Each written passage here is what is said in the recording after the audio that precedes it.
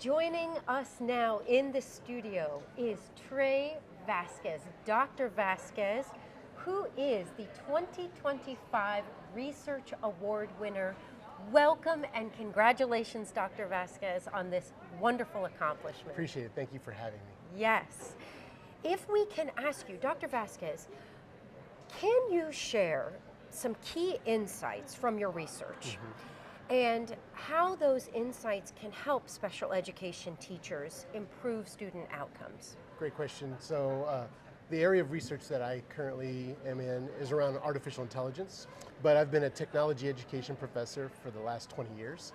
And in that experience, I've had the pleasure of seeing the whole spectrum of technology eccentric to phobic around how technology integrates in education.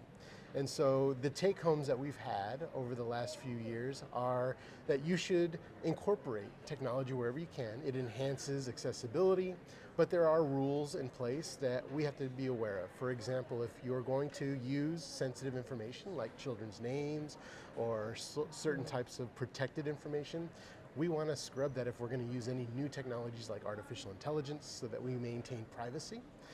But it can be a time saver. And we've shown, for example, video games produce excellent outcomes for academic performance in kids. And students with disabilities tend to be the experts to their general education partners. And so it's an opportunity to level the playing field, and it's also an opportunity to innovate and get excited about curriculum. Well, I can see why you won the Research Award this year, because everybody has been talking about AI at this conference. So, as a keynote panelist at this year's annual meeting for CEC, you're addressing some of the most pressing issues in special education. What do you hope educators take away from your discussion, and how can they apply it in their classrooms? Great question. So our panel was on artificial intelligence, and the takeaways really are for teachers to experiment. Right now there's a lot of fear around the use of artificial intelligence. We laid out a groundwork, so one of the projects that we have going on is CIDDL project, which is CIDDEL.org, and it's a US Department of Education funded project. And in that website, you will find that there is a 7-chapter document that is a whole introduction on what are the ethical uses of artificial intelligence, what are the exciting pieces around developing curriculum, are there opportunities to collaborate with other instructors, to incorporate new ways to teach? So in those 7 chapters, I would recommend you go download that. It's free of charge, funded by the US Department of Ed. And it's a beginning place because we also have a community of scholars across the entire country.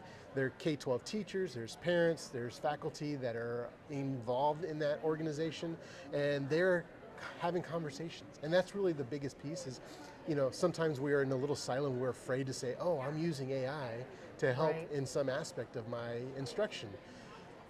Get out of that comfort zone and share, because learning from others is really important. And there are some great applications being done in the schools that if you don't share, people won't know how smart you are, and we're able to capitalize on that technology. Those are excellent points, the collaborative nature of teaching. Wonderful for you to share that.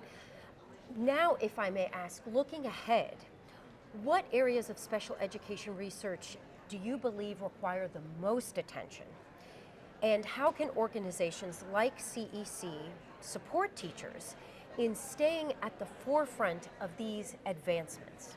So as the exponential growth of these technologies come to play, we are lacking a bunch of infrastructure. So we don't have any policies, or we have very little policies. Some states are starting to address this, but a vast majority are not. So we need conversations at the local level, at the state level, and at the federal level to provide those policies and best use scenarios. We also need basic research. There's this movement around what they call multimodal data, which is a fancy word for lots of different types of data informing large language models. We don't know which ones are important.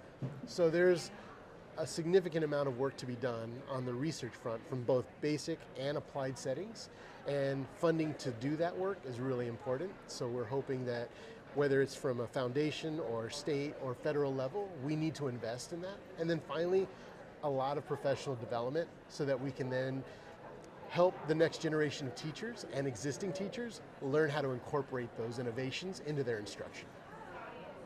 Excellent, excellent points.